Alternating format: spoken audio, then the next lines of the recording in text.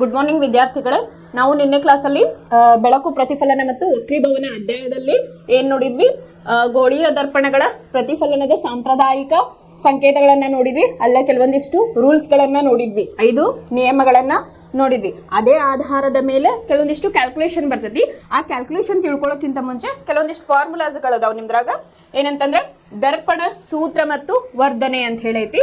ಇಲ್ಲಿ ಫಸ್ಟಿಗೆ ದರ್ಪಣದ ಸೂತ್ರ ಅಂತ ಏನಂತ ನೋಡೋದಾದ್ರ, ಗೋಳೀಯ ದರ್ಪಣದಲ್ಲಿ ದರ್ಪಣ ಧ್ರುವದಿಂದ ವಸ್ತುವಿಗೆ ಇರುವ ದೂರವನ್ನು, ವಸ್ತು ದೂರ ನಿನ್ನೆ ಹೇಳಿದ್ವಿ ನಾವು, ವಸ್ತು ದೂರ ವಸ್ತುವಿನ ದೂರವನ್ನ ಯು ನಿಂದ ನಾವು ಮೆನ್ಷನ್ ಮಾಡ್ತೇವೆ ಅಂತ ಹೇಳಿ ಕಲ್ತಿದ್ವಿ. ಆಮೇಲೆ ದರ್ಪಣದ ಧ್ರುವದಿಂದ ಪ್ರತಿಬಿಂಬಕ್ಕೆ ಇರುವ ದೂರವನ್ನ ನಾವೇನೆಂದು ಕರಿತೀವಿ? ಪ್ರತಿಬಿಂಬ ದೂರ ಅಂತ ಹೇಳಿ ಕರಿತೀವಿ. ಅದನ್ನ ವಿ ಲೆಟರ್ ಇಂದ ನಾವು ಸೂಚಿಸ್ತೇವೆ ಅಂತ ಹೇಳಿ ಕಲ್ತಿದ್ವಿ. ಅದೇ ರೀತಿಯಾಗಿ ದರ್ಪಣದ ಧ್ರುವದಿಂದ ಪ್ರಧಾನ ಸಂಗಮಕ್ಕಿರುವ ದೂರವನ್ನ ಸಂಗಮ ದೂರ ಅಂತ ಹೇಳಿ ಕರಿತೀವಿ. ಅದನ್ನ ಸ್ಮಾಲ್ ಎಫ್ ನಿಂದ ನಾವು ರಿಪ್ರೆಸೆಂಟ್ ಅನ್ನ ಮಾಡ್ತೇವೆ. ಈ 3 ಪರಿಮಾಣಗಳ ನಡುವೆ ಇರುವ ಸಂಬಂಧವನ್ನ ಆಧರಿಸಿ ಒಂದು ಫಾರ್ಮುಲಾ ಐತಿ.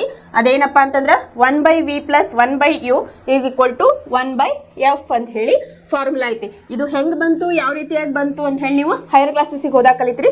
ಬಟ್ ನಿಮ್ಮ ಒಂದು ಇದಕ್ಕೆ SSLCಗೆ ಇದೊಂದು ಫಾರ್ಮುಲಾ ನಿಮಗೆ ಗೊತ್ತಿದ್ರೆ ಸಾಕು. ಇಲ್ಲಿ 1/v + 1/u = 1/f. ಇಲ್ಲೇ u ಅಂದ್ರೇನು? ಇಲ್ಲಿ ವಸ್ತು ದೂರ ಅಂತ ಹೇಳಿ ಕರಿತೀವಿ. ಮತ್ತೆ ಇಲ್ಲಿ ವಿ ಅಂತಂದ್ರೆ ಏನಿಲ್ಲ? ಪ್ರತಿಬಿಂಬದ ದೂರ. ಎಫ್ ಅಂತಂದ್ರೆ ಏನಿಲ್ಲ? ಸಂಗಮ ದೂರ. ಇದಿಷ್ಟು ಗೊತ್ತಿರ್ಬೇಕು. ಇದು ದರ್ಪಣದ ಸೂತ್ರ ಅಂತ ಹೇಳಿ ಕರಿತೀವಿ. ನಿನ್ನೆ ನಾನು ಡಯಾಗ್ರಾಮ್ ಅನ್ನು ಕೂಡ ಹಾಕಿ ತೋರಿಸಿದೆ. ಅದೇ ಡಯಾಗ್ರಾಮ್ ಇಲ್ಲೇ ಕೊಟ್ಟಿದ್ದಾರೆ ಅವರು. ಇಲ್ಲಿ ನೋಡ್ರಿ, ಇದು ನಿನ್ನೆ ಹೇಳಿದ್ನಲ್ಲ, ಯಾವಾಗ್ಲೂ ನಿಯಮಗಳನ್ನು ನೋಡಿದ್ವಿ.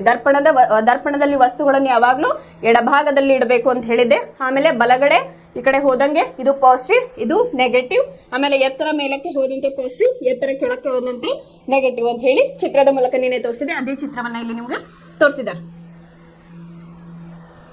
ಈ ಸೂತ್ರವು ಎಲ್ಲ ಗೋಳೀಯ ದರ್ಪಣಗಳ ಎಲ್ಲ ಸನ್ನಿವೇಶ ಹಾಗೂ ವಸ್ತುವಿನ ಎಲ್ಲ ಸ್ಥಾನಗಳಿಗೂ ಮಾನ್ಯತೆಯನ್ನು ಹೊಂದಿದೆ. ನೀವು ಸಮಸ್ಯೆಗಳನ್ನು ಬಿಡಿಸುವಾಗ ದರ್ಪಣ ಸೂತ್ರದಲ್ಲಿಯ ಯು, ವಿ, ಎಫ್ ಹಾಗೂ ಆರ್ ಗಳಿಗೆ ಸಂಬಂಧಿಸಿದಂತೆ ಸಂಖ್ಯಾ ಮೌಲ್ಯಗಳನ್ನು ಆದೇಶಿಸುವಾಗ ಹೊಸ ಕಾರ್ಟಿಸಿಯನ್ ಸಾಂಪ್ರದಾಯಿಕ ಸಂಕೇತಗಳನ್ನ ಬಳಸಬೇಕು ಅಂತೈತಿ. ಇದನ್ನ ನಾವು ಕ್ಯಾಲ್ಕುಲೇಷನ್ ಪಾಠ ಒಳಗೆ ಯಾವ ರೀತಿಯಾಗಿ ನೋಡ್ತೇವೆ ಅಂತ ಹೇಳಿ, ಯಾವ ರೀತಿಯಾಗಿ ಕಲಿತೇವೆ ಅಂತ ಹೇಳಿ ನೋಡ್ತೇವೆ. ಇನ್ನ ವರ್ಧನೆಯ ಸೂತ್ರ. ಗೋಳೀಯ ದರ್ಪಣದಿಂದ ಉಂಟಾದ ವರ್ಧನೆಯು, ಅದಕ್ಕೆ ಇಂಗ್ಲಿಷ್ನಾಗ ಮ್ಯಾಗ್ನಿಫಿಕೇಶನ್ ಅಂತ ಹೇಳಿ ಕರೀತಾರ. ಸಾಪೇಕ್ಷವಾಗಿ ಯಾವುದೇ ಪ್ರತಿಬಿಂಬವು ವಸ್ತುವಿನ ಗಾತ್ರಕ್ಕಿಂತ ಎಷ್ಟು ವರ್ಧನೆಯಾಗಿದೆ ಎಂದು ತಿಳಿಸುತ್ತದೆ. ಇದನ್ನು ಪ್ರತಿಬಿಂಬದ ಎತ್ತರ ಮತ್ತು ವಸ್ತುವಿನ ಎತ್ತರದ ಅನುಪಾತದಲ್ಲಿ ವ್ಯಕ್ತಪಡಿಸುವರು. ಅಂತಂದ್ರೆ ಇಲ್ಲೇನ್ ಕರಿತೀವಪ್ಪ? ವರ್ಧನೆ ಅಂತಂದ್ರೆ ಇಲ್ಲಿ ಪ್ರತಿಬಿಂಬವು ಅಂತಂದ್ರೆ ವರ್ಧನೆ. M is greater than 1 or m is less than 1 ಅಂತ ಹೇಳಿ ಆ ಕಂಡೀಷನ್ ಅನ್ನ ಇಲ್ಲೇ ಕರಿತೇವೆ ನಾವು. ಅದನ್ನ ಯಾವ ರೀತಿಯಾಗಿ ಅಂತ ಹೇಳಿ ಕ್ಯಾಲ್ಕುಲೇಷನ್ ಒಳಗೆ ನಿಮ್ಗೆ ಗೊತ್ತಾಗ್ತೈತಿ. ವಿತ್ ಡಯಾಗ್ರಾಮ್ ನಾವು ಇವತ್ತ ಕಲಿಯೋಣಂತ. ಇಲ್ಲಿ ಯಾವ ರೀತಿಯಾಗಿ ಇದನ್ನ ನಾವು ಇದು ಮಾಡ್ತೇವಪ್ಪ ಅಂತಂದ್ರೆ, ಪ್ರತಿಬಿಂಬದ ಎತ್ತರ ಮತ್ತು ವಸ್ತುವಿನ ಎತ್ತರದ ಅನುಪಾತದಲ್ಲಿ ವ್ಯಕ್ತಪಡಿಸುವರು ಅಂತ ಹೇಳಿ ಹೇಳಿದಾರ. ಇದನ್ನು ಸಾಮಾನ್ಯವಾಗಿ ಎಂ ಅಕ್ಷರದಿಂದ ಗುರುತಿಸುವರು. ಇದೇನು? ವರ್ಧನೆ. ಎಂ ಅಂತಂದ್ರೇನು? ವರ್ಧನೆ ಅಂತ ಹೇಳಿ.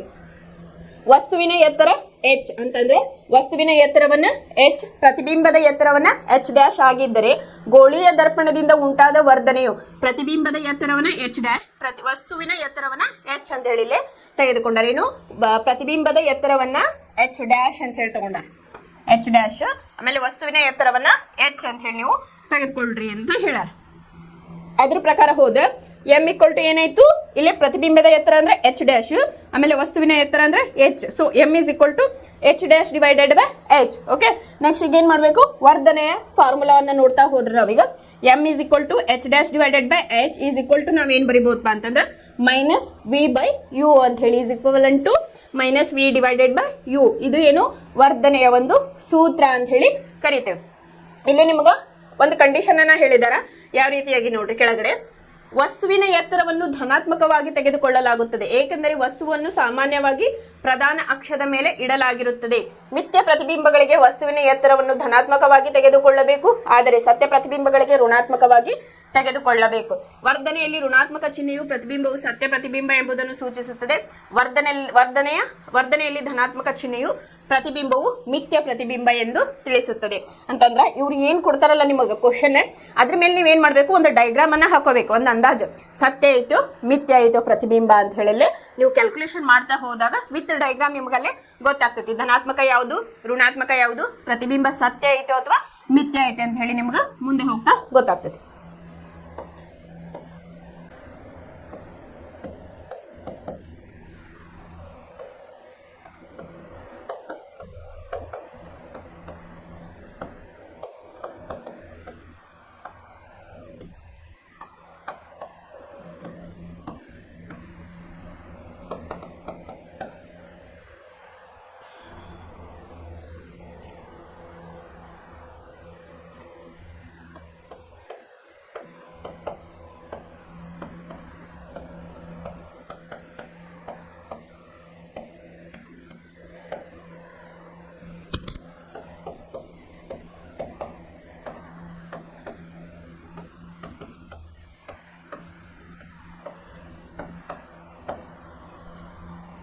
ನೀವು ಇದೊಂದು ಕಂಡೀಷನ್ ಅನ್ನ ಇದ್ರೊಳಗೆ ಬರ್ದರಿಯಲ್ಲೇ ನೆನ್ಪಿಟ್ಕೋಬೇಕು.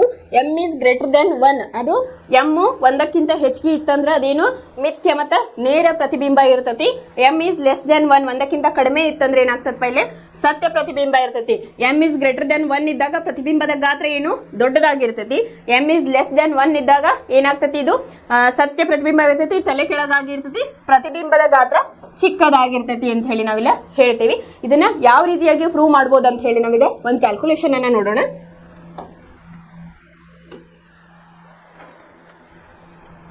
ಇಲ್ಲಿ ನಿಮ್ಗ ಒಂದು ಕ್ವಶನ್ ಅನ್ನ ಹೇಳಿದಾರೆ. ಇಲ್ಲಿ ಒಂದು ವಸ್ತುವನ್ನು ಪೀನ ದರ್ಪಣದ ಮುಂಭಾಗದಲ್ಲಿ ಇಟ್ಟಾಗ ಅದು 10 ಸೆಂಟಿಮೀಟರ್ ದೂರದಲ್ಲಿ ಇರಿಸಲಾಗಿದೆ ಅಂತಂದ್ರೆ ಇಲ್ಲೇನೆ ಪೀನ ಕೊಟ್ಟಾರೋ ನಿಮ್ನ ಕೊಟ್ಟಾರೋ ಅಂತ ಹೇಳಿ ನೀವು ಫಸ್ಟ್ ಫೈಂಡ್ ಔಟ್ ಅನ್ನ ಮಾಡ್ಕೊಳ್ರಿ. ಡಯಾಗ್ರಾಮ್ ಅನ್ನ ಹಾಕೊಳಕ ನಿಮಗೆ ಪೀನ ನಿಮ್ನ ಬೇಕಾಗ್ತದೆ. ಅಂದ್ರೆ ನಿಮ್ಗೆ ಸಪೋಸ್ ಕ್ಯಾಲ್ಕುಲೇಷನ್ ಒಳಗೆ ಕನ್ಫ್ಯೂಸ್ ಆದ್ರೂ ಪೀನ ದರ್ಪಣ ನಿಮ್ನ ದರ್ಪಣವನ್ನ ಡ್ರಾ ಮಾಡಿದಾಗ ನಿಮ್ಗೆ ವ್ಯಾಲ್ಯೂ ನೆಗೆಟಿವ್ ಬರ್ತೈತೋ ಅಥವಾ ಪಾಸಿಟಿವ್ ಬರ್ತೈತೋ ಅಂತಂದ್ರೆ ವಸ್ತುವನ್ನ ಎಡಗಡೆ ಇರ್ತೀವಿ. ಬಟ್ ನಿಮ್ನ ದರ್ಪಣ ಪೀನ ದರ್ಪಣದ ಡಯಾಗ್ರಾಮ್ ಅನ್ನ ಮಾಡಿದಾಗ ನೀವು ನಿಮಗೊಂದು ಕ್ಲಾರಿಟಿಯಲ್ಲೇ ಸಿಗ್ತದೆ. ಇಲ್ಲಿ ಒಂದು ವಸ್ತುವನ್ನು ಪೀನ ದರ್ಪಣದ ಮುಂಭಾಗದಲ್ಲಿ 10 ಸೆಂಟಿಮೀಟರ್ ದೂರದಲ್ಲಿ ಇರಿಸಲಾಗಿದೆ. ಇದರ ವಕ್ರತಾ ತ್ರಿಜ್ಯವನ್ನ ಕೊಟ್ಟಾರ R = 60 ಸೆಂಟಿಮೀಟರ್ ಅಂತ ಹೇಳ್ಕೊಟ್ಟಾರ. ಇಲ್ಲಿ ನಾವೇನ್ ಕಂಡುಹಿಡಿಯಬೇಕು, ವಿ ಎಷ್ಟೈತಿ ವಿ ನ ಫೈಂಡ್ ಔಟ್ ಮಾಡ್ಬೇಕು, ಮತ್ತೆ ಎಂ ವರ್ಧನೆಯನ್ನ ಇಲ್ಲೇ ಫೈಂಡ್ ಔಟ್ ಮಾಡೋ. ಇಲ್ಲೇ ನಮ್ಗೆ ಕೊಟ್ಟಿರ್ತಕ್ಕಂಥ ಏನಂತಾರ ನಮಗೆ ಕೊಟ್ಟಿರ್ತಕ್ಕಂಥ ಇದನ್ನ ಬರ್ಕೊಡೋಣ ಅಂತ. ಫಸ್ಟ್ ನಮಗೇನ್ ಕೊಟ್ಟಾರ, ವಕ್ರತಾ ತ್ರಿಜ್ಯವನ್ನ R = 60 ಸೆಂಟಿಮೀಟರ್ ಅಂತ ಹೇಳಿ ಕೊಟ್ಟಾರ.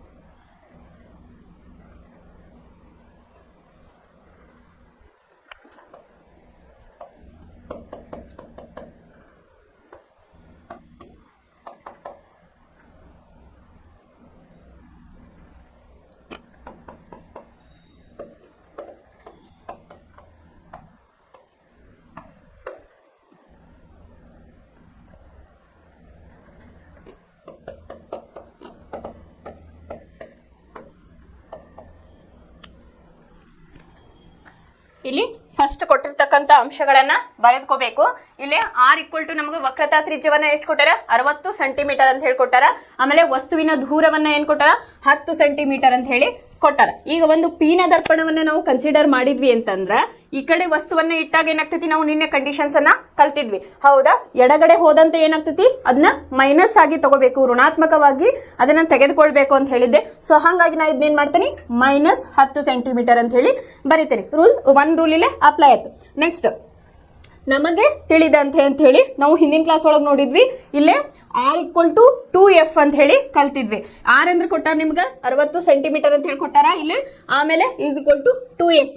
ಸೊ 60 ಇಲ್ಲೇ 60 ಐತಿ, ಎರಡನ್ನ ಈ ಕಡೆ ತಗೊಳ್ಳಿ. ಮಲ್ಟಿಪ್ಲಿಕೇಶನ್ ಇದ್ದಿದ್ದು ಇಲ್ಲೇ ಏನಾಯ್ತು ಡಿವಿಷನ್ ಭಾಗಾಕಾರ ಆಯ್ತು 60 ಭಾಗಲೆ 2. ಸೊ ಇದನ್ನ 2 ಒಂದ್ಲೆ 2 30 ಮಾಡಿದಾಗ ನಮ್ಗೆ ಏನ್ ಸಿಕ್ತು f ಈಕ್ವಲ್ ಟು 30 ಸೆಂಟಿಮೀಟರ್ ಸಿಕ್ತು. ಇದು ಫಸ್ಟ್ ನಾವ್ ಇದನ್ನ ಫೈಂಡ್ ಔಟ್ ಮಾಡ್ಕೋಬೇಕಾಗ್ತತಿ.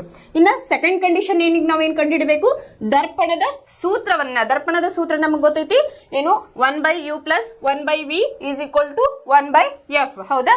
ಈಗ ನಮಗೇನ್ ಗೊತ್ತೈತಿ, ಇಲ್ಲಿ u ಗೊತ್ತೈತಿ 10 ಸೆಂಟಿಮೀಟರ್, ಆಮೇಲೆ f ಎಷ್ಟು ಬಂದೈತಿ 30 ಸೆಂಟಿಮೀಟರ್. ಸೊ ನಾವೇನ್ ಮಾಡೋಣ, ಈಗ ನನಗೇನ್ ಬೇಕು u ನನಗೆ ಗೊತ್ತೈತಿ, f ನನಗೆ ಗೊತ್ತೈತಿ. ಸೊ 1/v ಅನ್ನ ನಾ ಈಗ ಫೈಂಡ್ ಔಟ್ ಮಾಡ್ತೀನಿ. ಸೊ ಹಾಗಾಗಿ ನಾ ಏನ್ ಮಾಡ್ತೀನಿ, ಇದನ್ನ ಇಲ್ಲಿ ಕಳಿಸ್ತೇನೆ. So 1/v equal to 1/f minus 1/u. ಈ ಕಡೆ ಹೋಗಿದ್ದು ಏನಕತಿ ಪ್ಲಸ್ ಇದ್ದಿದ್ದು ಮೈನಸ್ ಆಯ್ತು. ಸೊ ಈಗ ವ್ಯಾಲ್ಯೂಸ್ ಆಡ್ ಮಾಡ್ತಾ ಹೋಗ್ಬೇಕು.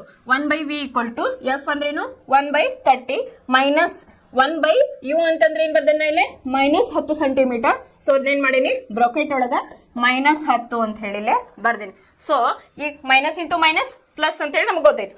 ನೆಕ್ಸ್ಟ್ 1/30 ಪ್ಲಸ್ 1/10 ಆಯ್ತು. ಈಗ ಏನ್ ಮಾಡ್ಬೇಕು, ನೆಕ್ಸ್ಟ್ ಸ್ಟೆಪ್ ಒಳಗ ಲಸವನ್ನ ತೆಗೆದುಕೊಳ್ಳಬೇಕು. ಲಸ ತೆಗೆದಂತೂ ನಿಮ್ಗೆ ಗೊತ್ತೈತಿ. ಸೊ ಇದ್ರದ್ದು ಲಸವನ್ನ ತೆಗೆದಾಗ ಏನಾಗ್ತದೆ ನಮ್ಗೆ 4/30 ಬರ್ತೈತಿ ಈಸ್ ಈಕ್ವಲ್ ಟು 2 ಇದು 2 15 30. ಈಗ 1/v ಈಕ್ವಲ್ ಟು ಏನಾಯ್ತು 2/15 ನಮಗ ಆನ್ಸರ್ ಇಲ್ಲೇ ಬಂತು. ಇದನ್ನ ನಾವು ಏನಂತಾರೆ ಅದಕ್ಕೆ ಉಲ್ಟಾ ಬರ್ಕೊಡೋಣ. ಈಗ ಉಲ್ಟಾ ಬರ್ಕೊಂಡಾಗ v ಈಕ್ವಲ್ ಟು ಇದೇನಾಯ್ತು 15/2 ಆಯ್ತು ಈಸ್ ಈಕ್ವಲ್ ಟು ಎಷ್ಟು ಬಂತು 7.5 ಸೆಂಟಿಮೀಟರ್ ಇಲ್ಲಿ ಬಂತು ಅಂತ ಹೇಳಿ ಹೇಳ್ಬೋದು. ಇನ್ನು ನೆಕ್ಸ್ಟ್ ವರ್ಧನೆಯನ್ನ ನಾವು ಕಂಡುಹಿಡಿಯೋಣ ಅಂತ. ಅದಕ್ಕಿಂತ ಮುಂಚೆ ಒಂದು ಪೀನ ದರ್ಪಣವನ್ನ ಹೇಳಿದಾರೆ ಅವ್ರ ಎಕ್ಸಾಂಪಲ್. ಒಂದು ಪೀನ ದರ್ಪಣದಲ್ಲಿ ಏನ್ ಮಾಡ್ಯಾರ, ಒಂದು ವಸ್ತುವನ್ನು 10 ಸೆಂಟಿಮೀಟರ್ ದೂರದಲ್ಲಿ ಇಟ್ಟಾರ ಅಂತ ಹೇಳಿ. ಇಲ್ಲೇ ಒಂದು ಪೀನ ದರ್ಪಣವನ್ನ ಹಾಕಿದಾಗ ಇದು ಪೀನ ದರ್ಪಣ ಅಂತ ಹೇಳಿ ನಮಗೆ ಗೊತ್ತೈತಿ. ಈಗ ಏನ್ ಮಾಡ್ಯಾರಪ್ಪ, ಒಂದು 10 ಸೆಂಟಿಮೀಟರ್ ದೂರದಾಗ ಒಂದು ವಸ್ತುವನ್ನ ಇಟ್ಟಾರ. ಸೊ ಹಂಗಾಗಿ P2 ವಸ್ತುನ ಇಲ್ಲಿ ಏನ್ ತಗೊಂಡನಪ್ಪ ಅಂತಂದ್ರೆ 10 ಸೆಂಟಿಮೀಟರ್ ಅದು ಎಡಗಡೆ ಇರೋದ್ರಿಂದ ಅದನ್ನ -10 ಸೆಂಟಿಮೀಟರ್ ಅಂತ ಹೇಳಿ ಬರ್ದೇನಿ. ಈಗ ನೆಕ್ಸ್ಟ್ ಒಂದು ವಸ್ತುವಿನಿಂದ ಸಮಾನಾಂತರ ರೇಖೆಯನ್ನ ಎಳೆದುಕೊಳ್ಳೋಣ. ಈ ರೀತಿಯಾಗಿ ಎಳ್ಕೊಂಡಾಗ ಅದು ಎಫ್ ನ ಮೂಲಕ ಹಾದು ಹೋದಂತೆ ನಮಗೆ ಭಾಸ ಆಗ್ತತಿ.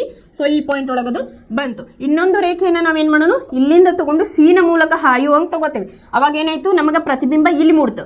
ಸೊ ಇದನ್ನೆಲ್ಲ ನೋಡಿದಾಗ ನಮ್ಗೆ ಏನಾಯ್ತು, ಇದು ಮಿಥ್ಯ ಪ್ರತಿಬಿಂಬ ಐತಿ, ಆಮೇಲೆ ನೇರವಾದ ಪ್ರತಿಬಿಂಬ ಐತಿ, ಆಮೇಲೆ ಗಾತ್ರವನ್ನ ನೋಡಿದ್ರೆ ಚಿಕ್ಕ ಗಾತ್ರ ಐತಿ, ಮತ್ತ ಇದೆಲ್ಲಿ ಕೂಡೈತಿ ಪಿ ಅಂಡ್ ಎಫ್ ಗಳ ಮಧ್ಯೆ ಇದು ಪ್ರತಿಬಿಂಬ ಕೂಡೈತಿ.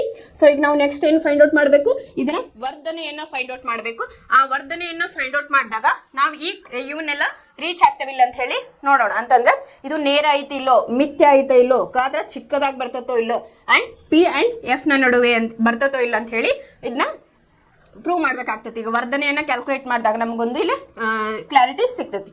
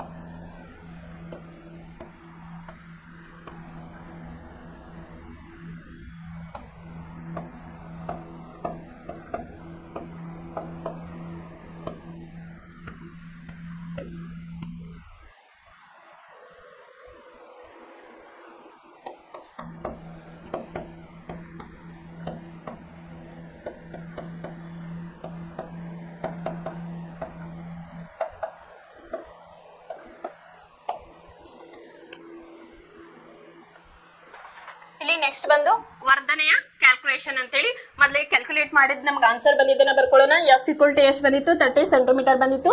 V = 15/2. 15/2 ಯಾಕೆ ತಗೊಂಡೇನೆ ಅಂದ್ರೆ ಇಲ್ಲಿ ನೆಕ್ಸ್ಟ್ ಕ್ಯಾಲ್ಕುಲೇಷನ್ಗೆ ಈಸಿ ಆಗ್ತೈತಿ. ಆಕ್ಚುಲಿ V = 7.5 ಸೆಂಟಿಮೀಟರ್ ಸಿಂಪ್ಲಿಫೈ ಮಾಡಿದಾಗ. ಸೊ ನಮಗೆ ನೆಕ್ಸ್ಟ್ ನಮಗೆ ತಿಳಿದಂತೆ ಏನಪ್ಪಾ ಇಲ್ಲಿ M = ಅಂದ್ರೆ ವರ್ಧನೆಯ ಸೂತ್ರ ಏನು? -V/U. ಇಲ್ಲಿ ನೋಡು ನಾನು ಕ್ಯಾಲ್ಕುಲೇಷನ್ಗೆ ಈಸಿ ಆಗಲಿ ಅಂತ ಏನು ಮಾಡೀನಿ, V ಅಂತಂದ್ರೆ ನಮಗೆ ಗೊತ್ತೈತಿ 15/2. ಸೊ ಮೈನಸ್ ನ ಇಲ್ಲಿಟ್ಟೆ.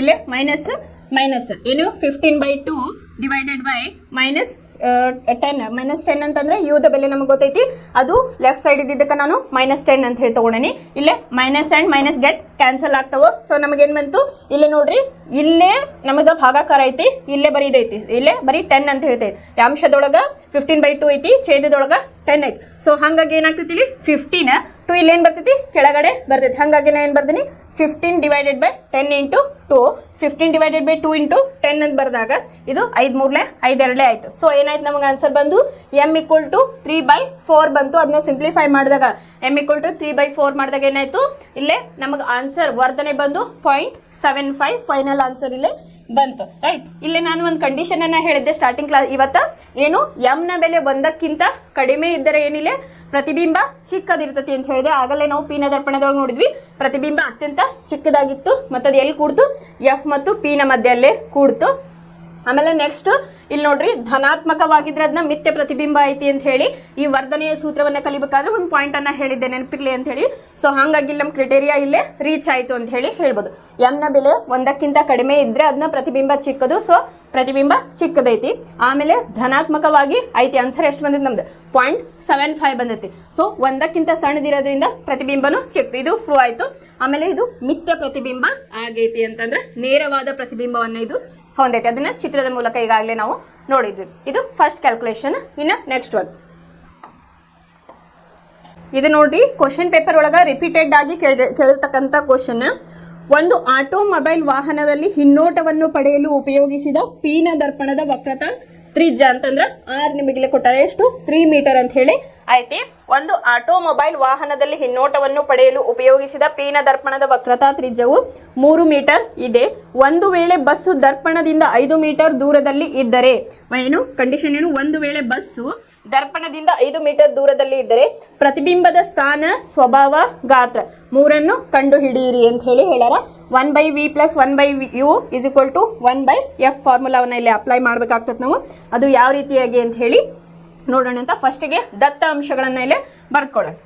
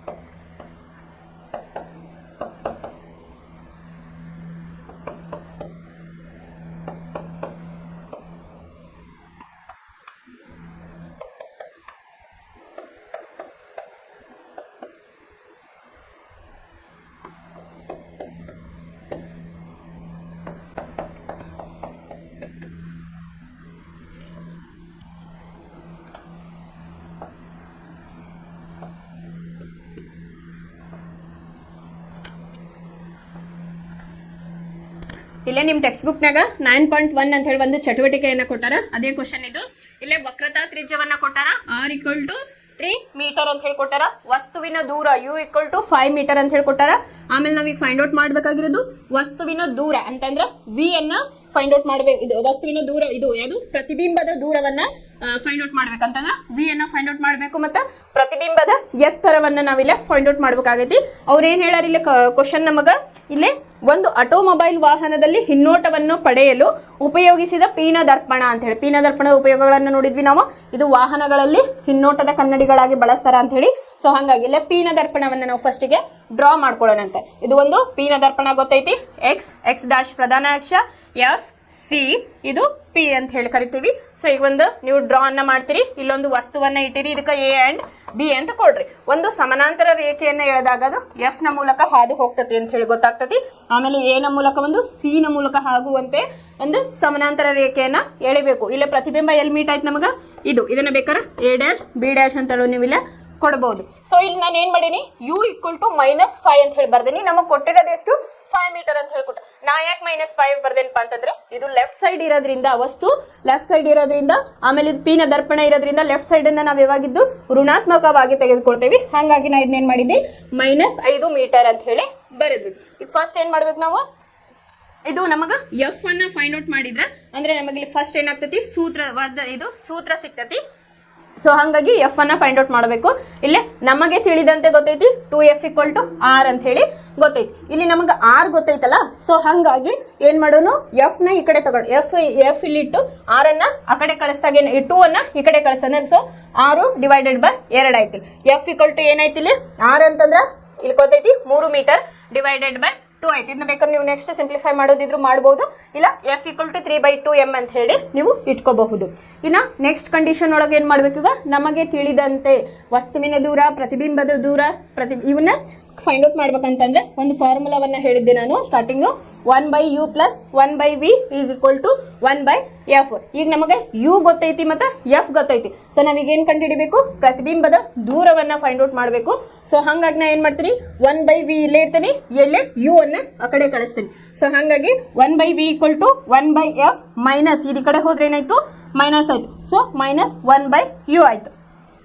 ಈಗ 1/v = 1/ ಇದು ನೋಡ್ರಿ f ವ್ಯಾಲ್ಯೂ ಏನೈತಿ 3/2 ಅಂತ ಐತಿ. ಇಲ್ಲಿ 3/2 ಹಾಕಿದ್ರೆ -1/-5 ಅಂತಂದ್ರೆ ಇದು ವಸ್ತುವಿನ ದೂರ u ಜಾಗದಾಗ ಅದನ್ನ ಹಾಕಿದ್ರೆ ಇಲ್ಲಿ ನೆಕ್ಸ್ಟ್ 2/ ಇದು ಏನಾಯ್ತು, ಇಲ್ಲಿ ಹೋಗ್ತತಿ 2/3 ಪ್ಲಸ್ ಇದು ಮೈನಸ್ ಇಂಟು ಮೈನಸ್ ಏನಾಯ್ತು ಪ್ಲಸ್. ಸೊ 1/5 ಇದರದ್ದು ಲಸವನ್ನ ತೆಗೆದಾಗ ಏನಾಯ್ತು, ಇದು 5 2 10 3 1 3 ಪ್ಲಸ್ 3 5 15. ಸೊ ಲಸವನ್ನ ತೆಗೆದಾಗ ಏನಾಯ್ತು ನಮಗೆ 10 + 3 / 15 ಆಯ್ತು. ಸೊ ಏನಾಯ್ತು 13 / 15 ಬಂತು. ಅದನ್ನ ಉಲ್ಟಾ ಬರ್ದಾಗ ವಿತ್ಕ್ರಮ ಅಂತ ಹೇಳಿ ನಾವು ಕರಿತೀವಿ. ಇಲ್ಲಿ ಕಂಡೀಷನ್ ಲಸ ಆದಾದ್ಮೇಲೆ ಏನ್ ಬರ್ತೈತಲ್ಲ ವಿತ್ಕ್ರಮ ರೂಪದಾಗ ಬರ್ಕೊಳ್ರಿ. ಅದನ್ನೇನ್ ಮಾಡ್ರಿ ಉಲ್ಟಾ ಬರದೆ 15/13 ಆಯ್ತು. ಸೊ ಆನ್ಸರ್ ಬಂದ್ಬಿಟ್ಟು ನಮ್ದು ಏನಾಯ್ತಿಲ್ಲ v = 1.15 ಮೀಟರ್ ಇಲ್ಲೇ v ಸಿಕ್ತು. ಈಗ ನೆಕ್ಸ್ಟ್ ಏನ್ ಮಾಡೋಣ, ವರ್ಧನೆಯನ್ನ ಫೈಂಡ್ ಔಟ್ ಮಾಡೋಣ.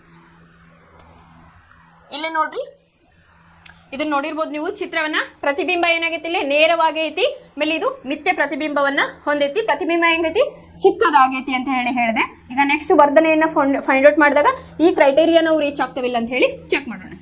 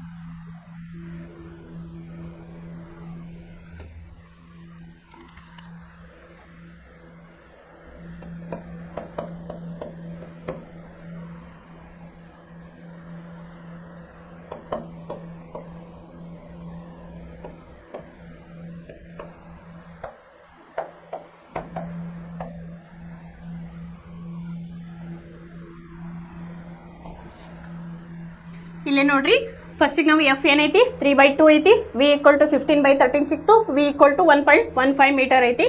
ಸೊ ವರ್ಧನೆಯ ಸೂತ್ರ ಬಂದು ನಮ್ದು m equal to minus v divided by u. ಇಲ್ಲೇ ನಮಗೆ ಮೈನಸ್ ವಿ ಅಂದ್ರೆ ಗೊತ್ತೈತಿ, ವಿ ಅಂದ್ರೆ ನಮ್ಗೆ ಗೊತ್ತೈತಿ, ಇದನ್ನ ತಗೊಳ್ಳಿ ಅಂದ್ರೆ ಕ್ಯಾಲ್ಕುಲೇಷನ್ಗೆ ಈಸಿ ಆಗ್ತೈತಿ. ಸೊ ಹಾಗಾಗಿ 15/13 ಇಲ್ಲಿ ಮೈನಸ್ ಇರೋದ್ರಿಂದ ನಾನು ಮೈನಸ್ ಅನ್ನ ಇಟ್ಕೊಂಡೇನಿ. ಇಲ್ಲೇ ನಮ್ದು ಏನಾಯ್ತು, ಇದು ಮೇಲೆ ಭಾಗಾಕಾರ ಐತಿ. ಸೊ ಹಾಗಾಗಿ ನಾ ಏನ್ ಮಾಡ್ತೀನಿ, 15 ಮೇಲೆ ತಗೋತೀನಿ, 3 ಇಲ್ಲೇ ಕೆಳಗಡೆ ಕಳಿಸ್ತಾನೆ. ಹಾಗಾಗಿ ಏನಾಯ್ತು ಇಲ್ಲಿ 13 × 15, ಇದು 13 15/13. ಸೊ 13 ಕೆಳಗೆ ಕಳಿಸ್ತೀನಿ, 13 × 15. ಇಲ್ಲೇನಾಯ್ತು ಮೈನಸ್ ಮೈನಸ್ ಗೆಟ್ ಕ್ಯಾನ್ಸಲ್ ಆಯ್ತು. 15 13 × 5 ಮಾಡಿದಾಗ ಏನಾಯ್ತು ಇಲ್ಲಿ ನಮ್ಗೆ 3 ಅಂದ್ರೆ 5 3 15, 5 1 ಏನು ಉಳಿತು ನಮ್ಗೆ 13, 3/13. ಸೊ ಇದನ್ನ ಲೆಕ್ಕವನ್ನ ಮಾಡಿದಾಗ ಏನಾಯ್ತು ನಮ್ಗೆ ಎಮ್ ಈಸ್ ಈಕ್ವಲ್ ಟು 0.23 ಬಂತು. ಇಲ್ಲಿ ಏನಾಗಿತ್ತು ನಮಗೆ ಬಂದಿರತಕ್ಕಂಥ ವರ್ಧನೆಯ ಅಂಶ ಧನಾತ್ಮಕವಾಗೈತಿ. ಸೊ ಹಂಗಾಗಿ 1ಕ್ಕಿಂತ ಇದು ಕಡಿಮೆ ಐತಿ. ಸೊ ಹಂಗಾಗಿ ಇದು ಮಿಥ್ಯ ಪ್ರತಿಬಿಂಬವನ್ನ ಹೊಂದೈತಿ ಅಂತ ಹೇಳ್ತೀವಿ, ನೇರವಾದ ಪ್ರತಿಬಿಂಬವನ್ನ ಹೊಂದೈತಿ. ಆಮೇಲೆ ಇದು ಗಾತ್ರ ಚಿಕ್ಕದು, ಪ್ರತಿಬಿಂಬದ ಗಾತ್ರ ಏನಾಗಿತ್ತು ಅಲ್ಲಿ ಮೀಟ್ ಅದಲ್ಲಿ ಆಗಿತ್ತು, ಪ್ರತಿಬಿಂಬದ ಗಾತ್ರ ಚಿಕ್ಕದಾಗಿತ್ತು ಅಂತ ಹೇಳಿ ಹೇಳ್ಬೋದು. ಅಂದ್ರೆ ವಿತ್ ಡಯಾಗ್ರಾಮನ್ನು ನೀವು ಇಲ್ಲಿ ಪ್ರೂವ್ ಅನ್ನ ಮಾಡ್ಬೋದು. ಅಂತಂದ್ರೆ ಅವ್ರು ಕೊಟ್ಟಿರ್ತಕ್ಕಂಥ ಅಂಶಗಳನ್ನ ಹಾಕೋಬೇಕು. ನಿಮ್ಗೆ ದತ್ತಾಂಶಗಳನ್ನ ಏನೇನು ಕೊಟ್ಟಾರ ನೋಡ್ಕೊಂಡು ಅದ್ರ ಮೇಲೆ ನೀವು ಡ್ರಾ ಅನ್ನ ಮಾಡ್ಕೊಂಡು ನೀವು ಏನು ಫೈಂಡ್ ಔಟ್ ಮಾಡ್ಬೇಕಂತ ಹೇಳಿ. ಸೊ ಅವಾಗ ನಿಮಗಿದು ಮಿಥ್ಯ ಬರ್ತೈತೋ ಅಥವಾ ಸತ್ಯ ಪ್ರತಿಬಿಂಬ ಬರ್ತೈತೋ ಅಂತ ಹೇಳಿ ಗೊತ್ತಾಗ್ತೈತಿ. 1ಕ್ಕಿಂತ ಹೆಚ್ಚು ಬರ್ತೈತಿ ವರ್ಧನೆ, 1ಕ್ಕಿಂತ ಕಡಿಮೆ ಬರ್ತೈತೋ ಅಂತ ಹೇಳಿ ನಿಮಗಲ್ಲೇ ಗೊತ್ತಾಗ್ತೈತಿ. ಇನ್ನ 9.2 ಪುಸ್ತಕದೊಳಗ ಇಲ್ಲೇನು ಮಾಡ್ಯಾರ ನಿಮಗೆ, ಇದನ್ನ ಕ್ವಶನ್ ಪೇಪರ್ ಒಳಗೆ ಇವೆರಡು ಏನು ಹೇಳಿದ್ನಲ್ಲ ಕ್ಯಾಲ್ಕುಲೇಷನ್ ರಿಪೀಟೆಡ್ ಆಗಿ ಕೇಳ್ಯಾರ. ಈಗ ಹೇಳೋದನ್ನು ಕೂಡ ಇದನ್ನ ಇಂಪಾರ್ಟೆಂಟ್ ಕ್ವಶನ್ ಅಂದ್ರೆ ಇದನ್ನು ಕೂಡ ಗಮನ ಇಟ್ಟು ಕೇಳ್ರಿ. ಇಲ್ಲಿ 4 ಸೆಂಟಿಮೀಟರ್ ಗಾತ್ರದ ವಸ್ತುವನ್ನು 15 ಸೆಂಟಿಮೀಟರ್ ಸಂಗಮ ದೂರವನ್ನು, ಇಲ್ಲಿ ನೋಡ್ರಿ ಸಂಗಮ ದೂರವನ್ನ ಕೊಟ್ಟಾರ ಇಲ್ಲಿ. ಅಂದ್ರೆ 4 ಸೆಂಟಿಮೀಟರ್ ಗಾತ್ರದ ವಸ್ತುವನ್ನು 15 ಸೆಂಟಿಮೀಟರ್ ಸಂಗಮ ದೂರವನ್ನು ಹೊಂದಿರುವ ನಿಮ್ನ ದರ್ಪಣದ ಮುಂದೆ, ಈಗ ಮೊದ್ಲಿಗೆ ಏನ್ ಮಾಡಿದ್ರು ಪೀನ ದರ್ಪಣವನ್ನ ಕೊಟ್ಟಿದ್ರು, ಇಲ್ಲಿ ಏನ್ ಮಾಡ್ಯಾರ ನಿಮ್ನ ದರ್ಪಣದ ಮುಂದೆ 25 ಸೆಂಟಿಮೀಟರ್ ದೂರದಲ್ಲಿ ಇರಿಸಿದೆ. ಸ್ಪಷ್ಟ ಪ್ರತಿಬಿಂಬವನ್ನು ಪಡೆಯಲು ಪರದೆಯನ್ನು ದರ್ಪಣದಿಂದ ಎಷ್ಟು ದೂರದಲ್ಲಿ ಇರಿಸಬೇಕು ಅಂತ ಹೇಳಿ ಕ್ವಶನ್ ಮಾಡ್ಯಾರ. ಪ್ರತಿಬಿಂಬದ ಸ್ವಭಾವ ಮತ್ತು ಗಾತ್ರವನ್ನು ಲೆಕ್ಕ ಹಾಕಿರಿ ಅಂತ ಹೇಳಿ ಹೇಳ್ಯಾರ. ನಮಗಿಲ್ಲಿ ಎಚ್ ಅನ್ನ ಕೊಟ್ಟಿದಾರ, ಯು ಅನ್ನ ಕೊಟ್ಟಿದಾರ, ಮತ್ತೆ ಸಂಗಮ ದೂರವನ್ನ ಎಫ್ ಅನ್ನ ಕೊಟ್ಟಿದಾರ. ಇಲ್ಲಿ ನಾವು ಏನ್ ಫೈಂಡ್ ಔಟ್ ಮಾಡ್ಬೇಕು, ಪ್ರತಿಬಿಂಬದ ಗಾತ್ರ ಅಂದ್ರೆ ಎಚ್ ಡ್ಯಾಶ್ ಅನ್ನ ಫೈಂಡ್ ಔಟ್ ಮಾಡ್ಬೇಕು, ಪ್ರತಿಬಿಂಬದ ದೂರವನ್ನ ಇಲ್ಲಿ ವಿ ಅದನ್ನ ಫೈಂಡ್ ಔಟ್ ಮಾಡಬೇಕು. ಇದನ್ನ ಯಾವ ರೀತಿಯಾಗಿ ಅಂತ ಹೇಳಿ ಸ್ಟೆಪ್ ವೈಸ್ ನಾವೀಗ ನೋಡ್ತಾ ಹೋಗೋಣ.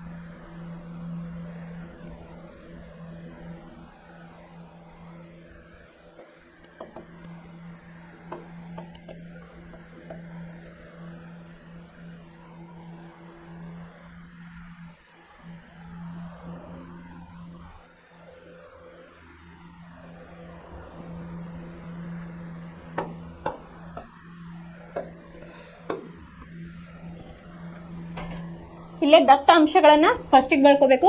h = ಏನು ಕೊಟ್ಟಾರ 4 ಸೆಂಟಿಮೀಟರ್ ಕೊಟ್ಟಾರ. u ವಸ್ತುವಿನ ದೂರವನ್ನ 25 ಸೆಂಟಿಮೀಟರ್ ಕೊಟ್ಟಾರ. ಆಮೇಲೆ f ಅನ್ನ -15 ಸೆಂಟಿಮೀಟರ್ ಅಂತ ಹೇಳ್ಕೊಟ್ಟಾರ. ಇದನ್ನ ಮೈನಸ್ ಒಳಗೆ ನಾ ಬರ್ಕೊಂಡೇನಿ. ಯಾಕಂತ ಹೇಳಿ ರೀಸನ್ ಗೊತ್ತೈತಿ, ಇದು ಲೆಫ್ಟ್ ಸೈಡ್ ಇರೋದ್ರಿಂದ ನಾವು ಅದನ್ನ ಮೈನಸ್ ಅಂತ ಹೇಳಿ ಬರ್ಕೊಂಡೇವಿ. ಈಗ ನಾವು ಫೈಂಡ್ ಔಟ್ ಮಾಡ್ಬೇಕಾಗಿ f ಗೊತ್ತೈತಿ -15 ಸೆಂಟಿಮೀಟರ್. ಈಗ ನಾವು ಕಂಡುಹಿಡಿಬೇಕಾಗಿರೋದು v ಮತ್ತು h' ಅಂತಂದ್ರೆ ಪ್ರತಿಬಿಂಬದ ದೂರ, ಪ್ರತಿಬಿಂಬದ ಗಾತ್ರವನ್ನ ಫೈಂಡ್ ಔಟ್ ಮಾಡಬೇಕು. ಸೊ ನಾವೀಗ ವಿ ಅನ್ನ ಫಸ್ಟ್ ಫೈಂಡ್ ಔಟ್ ಮಾಡ್ಕೊಳ್ಳೋಣ. ಈಗ ನಮಗೆ ಗೊತ್ತೈತಿ ಸೂತ್ರ 1/u + 1/v = 1/f. ಈಗ ನನಗೆ ಏನು ಗೊತ್ತೈತಿ, u ಗೊತ್ತೈತಿ ಮತ್ತು f ಗೊತ್ತೈತಿ. ಸೊ ಹಾಗಾಗಿ ನಾ ಏನು ಮಾಡಬೇಕು, 1/v ಅನ್ನ ಈ ಕಡೆ ತೆಗೆದುಕೊಳ್ತೀನಿ. ಸೊ 1/v = 1/f ಮೈನಸ್ ಇದು ಈ ಕಡೆ ಬಂತು. ಸೊ -1/u ಆಯ್ತು. ಇದನ್ನೀಗ ವ್ಯಾಲ್ಯೂಸ್ ಅನ್ನ ಹಾಕೋಣ. 1/f ಇಲ್ಲಿ f ಅಂತಂದ್ರೆ ಏನು, ಇಲ್ಲೇ -15 ಸೆಂಟಿಮೀಟರ್, -1/u ಅಂತಂದ್ರೆ ಏನಿಲ್ಲ -25 ಸೆಂಟಿಮೀಟರ್. ಇಲ್ಲಿ ಮೈನಸ್ ಇರೋದ್ರಿಂದ ನಾನು ಅದನ್ನೇನು ಮಾಡಿದೆ, ಬ್ರಾಕೆಟ್ ಒಳಗೆ ಹಾಕೊಂಡೆ. ಸೊ ಮೈನಸ್ ಇಂಟು ಪ್ಲಸ್ ಆಯ್ತು. 1/15 + 1/25 ಇದರದ್ದು ಲಸವನ್ನ ತೆಗೆದಾಗ ನಮಗೆ ಏನೈತಿ, -5 + 3 / 75 ಬಂತು. ಸೊ 1/v = -2 ಅಂತಂದ್ರೆ ಈಗ ನಮಗೆ ಗೊತ್ತೈತಿ, ಈಗ ದೊಡ್ಡ ಸಂಖ್ಯೆ ಹಿಂದೆ ಏನಿರ್ತೈತಲ್ಲ ಆ ಚಿಹ್ನೆಯನ್ನು ನಾವಿಲ್ಲಿ ಇಲ್ಲಿ ಹಚ್ತೇವಿ. ಮೈನಸ್ ಅದಕ್ಕೆ ನಾ ಹಚ್ಚೇನೆ. ಸೊ ಹಾಗಾಗಿ -5 + 3 ಅಂದ್ರೆ ನಮಗೆ ಆನ್ಸರ್ ಏನು ಬರ್ತೈತಿ, 2 ಬರ್ತೈತಿ. ಚಿಹ್ನೆಯನ್ನ ಅಂದ್ರೆ 5ರೊಳಗೆ 3 ಹೋಯ್ತು. ಮತ್ತೆ ಚಿಹ್ನೆಯನ್ನು ಯಾವಾಗಲೂ ದೊಡ್ಡ ಸಂಖ್ಯೆ ಹಿಂದೆ ಏನಿರ್ತೈತಲ್ಲ ಅದನ್ನ ಹಚ್ಚಬೇಕು ಅಂತ ಹೇಳಿ ಗೊತ್ತೈತಿ. ಸೊ ಹಾಗಾಗಿ -2 / 75 ಆಯ್ತು. ಸೊ v = ನಮಗೇನು ಸಿಕ್ತಿಲ್ಲ, 37.5 ಸೆಂಟಿಮೀಟರ್ ಇಲ್ಲೇ ನಮಗೆ ಸಿಕ್ತು. ಈಗ ನೆಕ್ಸ್ಟ್ ವರ್ಧನೆಯನ್ನ ಫೈಂಡ್ ಔಟ್ ಮಾಡ್ಬೇಕು ನಾವು. ಆಮೇಲೆ h' ಅದರ ಗಾತ್ರವನ್ನ ಫೈಂಡ್ ಔಟ್ ಮಾಡ್ಬೇಕೀಗ, ಅದನ್ನ ನೋಡೋಣ.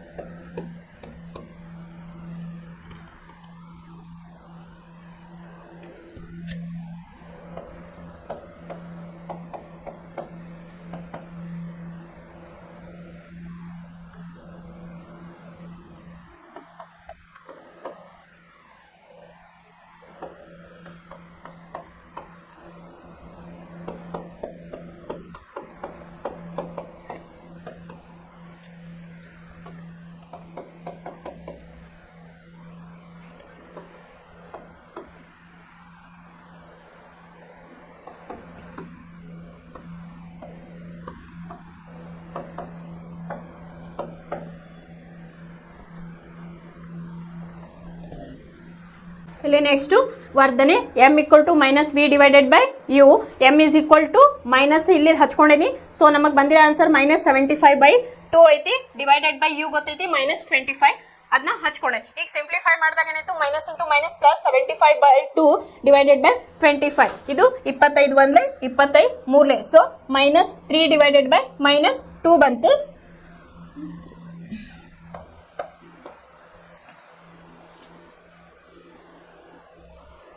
ಇಲ್ಲಿ 3 ಡಿವೈಡೆಡ್ ಬೈ -2 ಬಂತು. ಸೊ ಇದು ಮೈನಸ್ ಒಳಗಿರೋದ್ರಿಂದ ನಾ ಇಲ್ಲೇನು ಮಾಡ್ತೀನಿ, ಇಲ್ಲಿ ಅದನ್ನ ಹಚ್ಕೋತಾನೆ.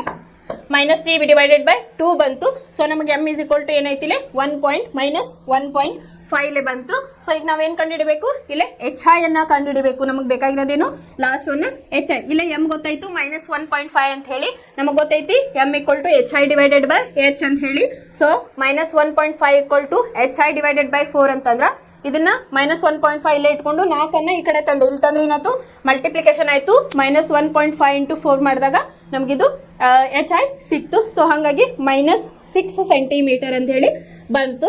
ಇಲ್ಲೇ ನೋಡ್ರಿ ವ್ಯಾಲ್ಯೂ ನೆಗೆಟಿವ್ ಆಗೈತಿ ಅಂತಂದ್ರೆ ಋಣಾತ್ಮಕವಾಗಿದ್ರೆ ಅದನ್ನ ಏನಂತ ತಿಳ್ಕೊತೇವೆ, ಸತ್ಯ ಪ್ರತಿಬಿಂಬ ಇರ್ತೈತಿ. ಸತ್ಯ ಪ್ರತಿಬಿಂಬ ಆದ್ರೆ ಅಲ್ಲೇ ಏನು ಪ್ರತಿಬಿಂಬ ಏನಾಗಿರ್ತೈತಿ, ತಲೆ ಕೆಳಗಾಗಿ ಇರ್ತೈತಿ. ಅದನ್ನ ಯಾವ ರೀತಿಯಾಗಿ ಅಂತ ಹೇಳಿ ಈಗ ಡಯಾಗ್ರಾಮ್ ಮೂಲಕ ನಾವು ನೋಡೋಣ.